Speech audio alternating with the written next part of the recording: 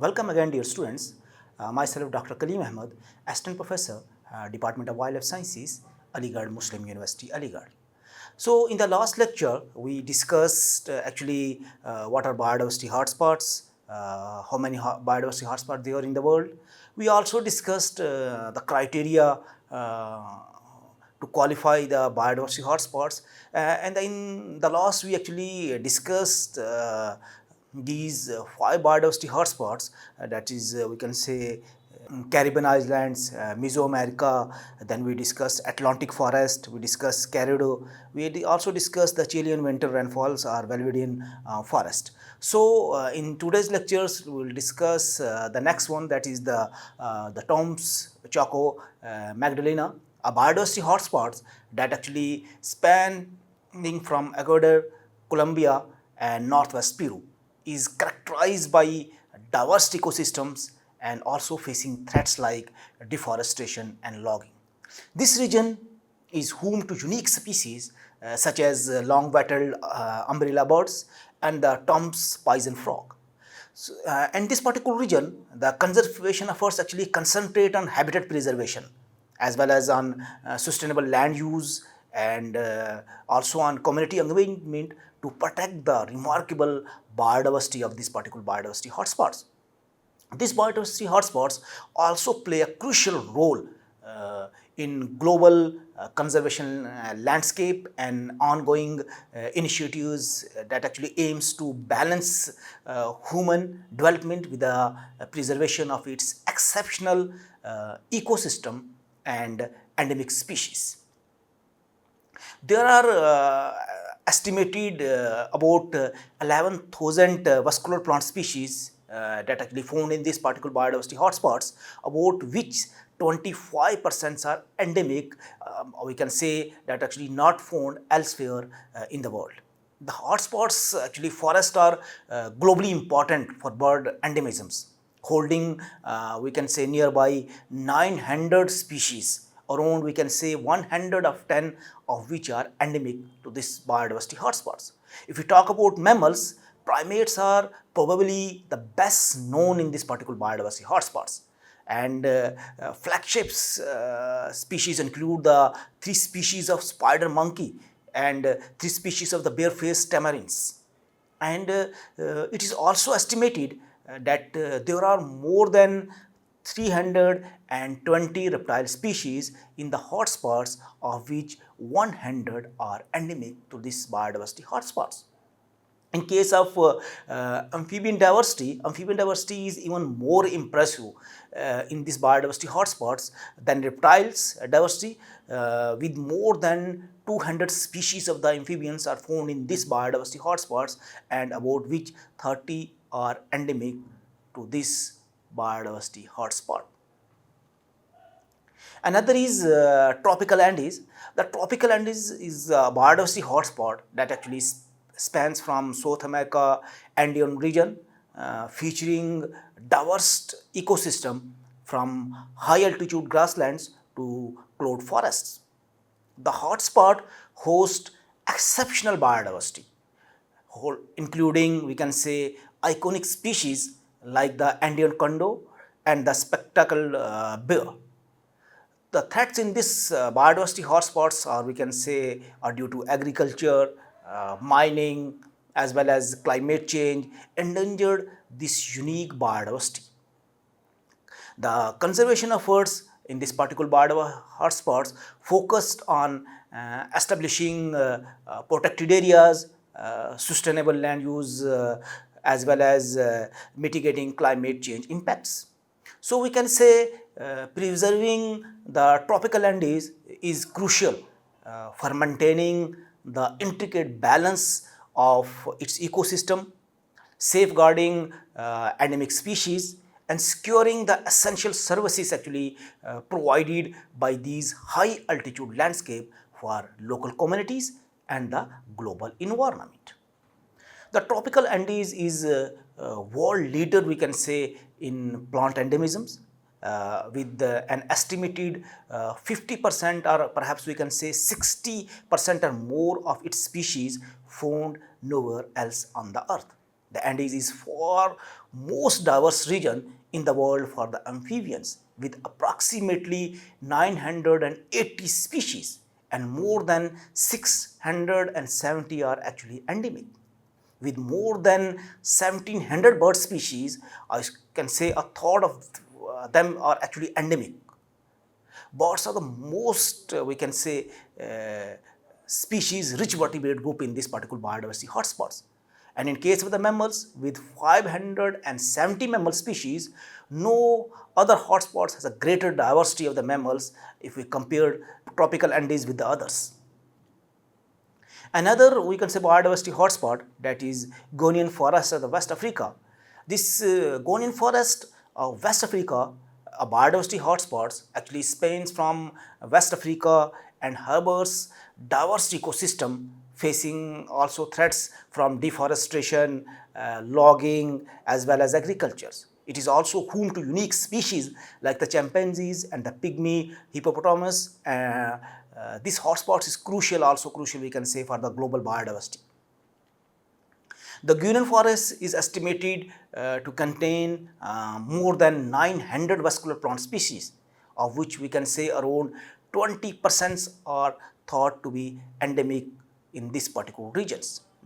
The Guinean forest is among the world notable hotspots of the mammalian diversity, and there is estimated about 390 mammal species are found in this particular biodiversity hotspots. And in case of the birds, there are about 917 bird species, of which 48 are threatened.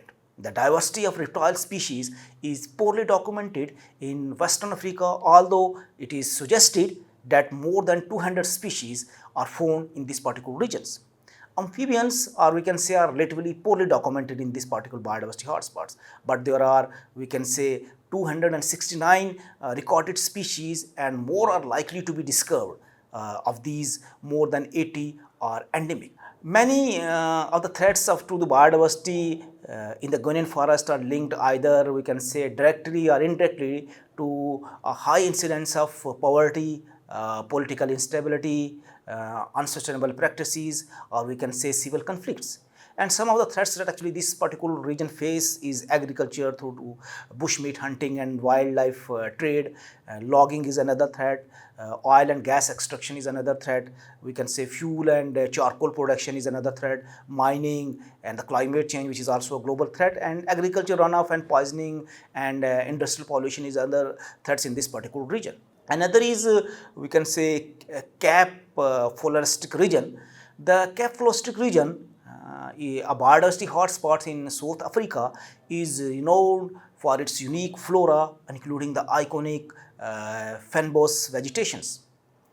Threatened by, we can say, invasive species and urbanization, these hotspots host diverse species like Cape sugarbirds and the table mountain ghost frog. The Cape Floristic region is home to the greatest non-tropical concentration of the higher plant species in the world, with more than 900 species packed into its small extent.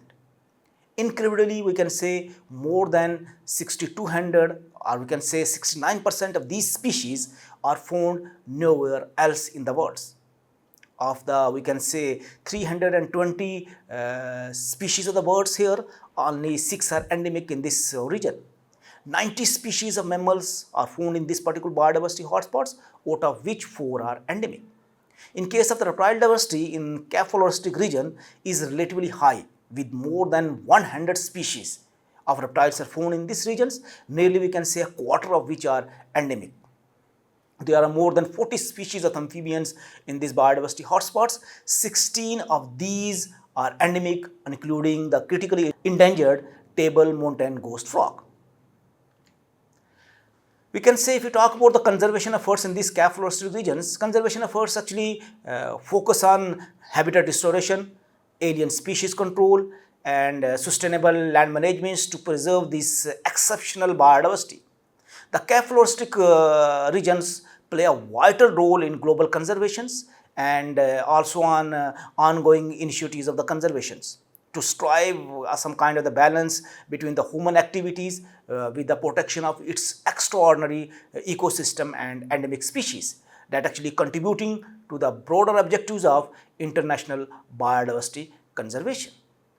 Another is Succulent Karoo.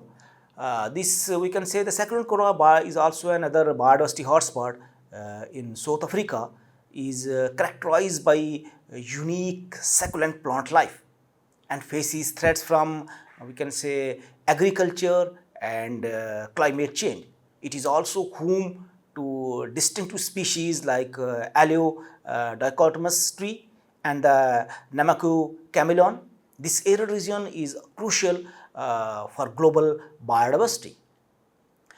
If we talk about the conservation efforts in these Succulent Karoo biodiversity hotspots, the conservation efforts prioritize the sustainable land use, habitat restorations, and climate resilience to actually protect the remarkable biodiversity of this particular region. We can say preserving the Succulent Karoo is also essential for maintaining the ecological balance of the area and safeguarding the endemic species, and thus contributing broader global conservation goals in the face of we can say environmental challenge that we are actually facing throughout the world. In total, there are more than 6,350 vascular plant species in these biodiversity hotspots, and nearly 2,440 of which are endemic, which is about we can say 40%. In case of avifauna of Succulent Karoo includes more than 225 species, and of which only one species is endemic to this particular region. There are roughly 75 mammal species are found in this particular biodiversity hotspots, of which we can say 2 species are endemic. In case of the reptile diversity is relatively high in this particular biodiversity hotspot with more than 90 species, and of which 15 of the species are endemic. In case of the amphibians are poorly represented in the Succulent Karoo biodiversity hotspot with just 20 species, and all of these species are frog, including one endemic, the desert wren frog. Another is Mediterranean Basin. The Mediterranean Basin actually stretch from the Cabo Verde in the west to the Jordan and Turkey in the east. The region contains some of the world's first and greatest civilization. Many of the hotspot ecosystems reached an actually equilibrium long ago, with human activity dominating the landscapes. However, we can say this delicate balance is in a risky state, as many local communities depend on remaining habitats for freshwater, food, and variety of the other ecosystem services. The Mediterranean Basin is the third richest hotspot in the world in terms of its plant biodiversity. Around we can say 25,000 plant species are recorded in this area. It is also we can say one of the most important areas on earth for endemic plants. There are about 300 species of the mammals in the hotspots, of which 38 are we can say endemic. The birds of the hotspots consist of 534 species, of which 63 are endemic. There are about 229 species of terrestrial reptiles, including 5 freshwater species and 4 marine species. The amphibian species richness is relatively low. About we can say 109 species are found in these regions, but endemism is relatively high, with almost 50% of all the species are endemic to this particular biodiversity hotspot. The countries within the we can say Mediterranean Basin biodiversity hotspots are home to about 550 million inhabitants. That is, we can say 33% of whom live on the Mediterranean coast. We can say combined with the visits by the 220 million tourists a year, the region experiences one of the heaviest pressure from the visitors and residents on the remaining natural habitats encountered anywhere on the earth. So we can say partially as a result, the hotspot has the lowest percentage of the natural vegetations remaining of any hotspot, that is actually less than 5%. Another is the mountains of the Central Asia. We can say that this mountain of the Central Asia's biodiversity hotspot consists of two Asia's major mountain range, the Pamir and the Tian Sha. Politically, we can say the hotspot is 8 lakh 60,000 square kilometers. The hotspot has many mountains above 65,000 meters in elevation as well as major desert basins. The mountains of Central Asia biodiversity hotspots harbor a significant numbers of wild crops relatives, and around 5,000 species of vascular plants are recorded in this particular biodiversity hotspot. There are about 140 mammal species, of which 10 to 20 are endemics, and more than 60 reptile species are found in these particular regions, about which 10 to 20 are also endemic. Species richness of amphibians in the hotspot is relatively low. Only 8 to 10 species of amphibians have been recorded in this particular biodiversity hotspot. Humans have, we can say, influenced this terrestrial biodiversity over much of the mountains of the Central Asia biodiversity hotspots for thousands of the years. Particularly, we can say in terms of farmland, grazing land, as well as the predator control. However, we can say as in the rest of the world, industrialization, political change, population growth, population movement as well, and economic developments have escalated threats to an extreme level in this particular biodiversity hotspot also. Another is, we can say, Wallacea. First described by Alfred Russell Wallace in 1869, the Wallacea region sports a surprising amount of the biodiversity. We can say more than half of the hotspots mammals, 40% of the birds, and 65% of amphibians do not occur outside this particular biodiversity hotspots. In addition, we can say the region along with neighboring New Guinea has more marine species than anywhere else on the planet, forming the heart of the western Pacific area known as Coral Triangle. Although we can say the flora of this island is not well known, it is estimated that there are about 10,000 species of the vascular plants. Roughly we can say 1,500 species are endemic. There are about 650 regularly occurring bird species in this particular biodiversity hotspots, roughly 40% of which are endemic. Wallacea reptile species total more than 220 species, nearly 100 of which are actually confined to this particular biodiversity hotspots. The best known reptile species in Wallacea is the Komodo dragon, the largest lizard species on the planets. We can say nearly 50 amphibian species are recorded in this particular biodiversity hotspots, all of which are frogs, are native to the Wallacea, and more than 30% of them are actually endemic.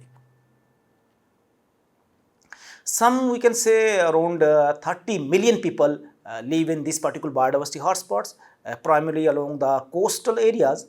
The hotspots also have more than 1,680 islands. We can say the local people actually earn their livings primarily from the farms, forests, wetlands, and the sea. We can say specific areas of, we can say, Indonesia and Timor-Leste, Wallacea, two countries are highly, we can say, vulnerable to multiple climate change hazards. A warming climate also brings some intense rainfall.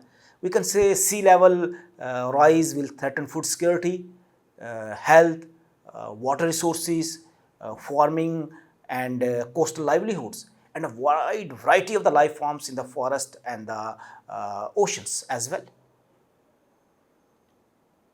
Another is the Caucasus. The Caucasus biodiversity hotspots include, we can say, Armenia, Azerbaijan, Georgia, and parts of the Russia, Iran, and Turkey.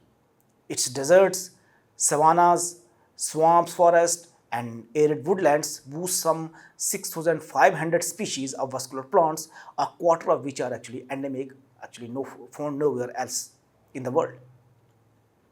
Several global threatened waterbird species are found here, including, we can say, vulnerable marble ducks, lesser white fronted goose, and endangered white-headed duck. Around 130 mammal species are found in these particular biodiversity hotspots, of which 20 are actually endemics. In case of reptiles are represented by nearly 90 species, of which 20 are actually endemic. Amphibian diversity is relatively low in this particular biodiversity hotspots. The vulnerable Cascadian salamanders endemic to this West Caucasus of Georgia and Turkey is the regions best known for the amphibian species. Several, we can say, large threatened mammal species, including the endangered Caucasian tor and endangered Caspian seal, are found in this particular biodiversity hotspots. About 27% of the hotspots remains as natural habitat, but only about 12% of the original vegetation is considered pristine. The majority of, we can say, of the intact habitat remains in the higher mountain regions, with the lower plains experience the greatest destructions. And we can also say that nearly half of the island in this particular biodiversity hotspots have been transformed by the human activities. The plains, the foothills, and the subalpine belts have been mostly or heavily impacted by the human activities. With this, dear students, we end today's lecture, and in the next lecture we will discuss the remaining biodiversity hotspots. Thank you.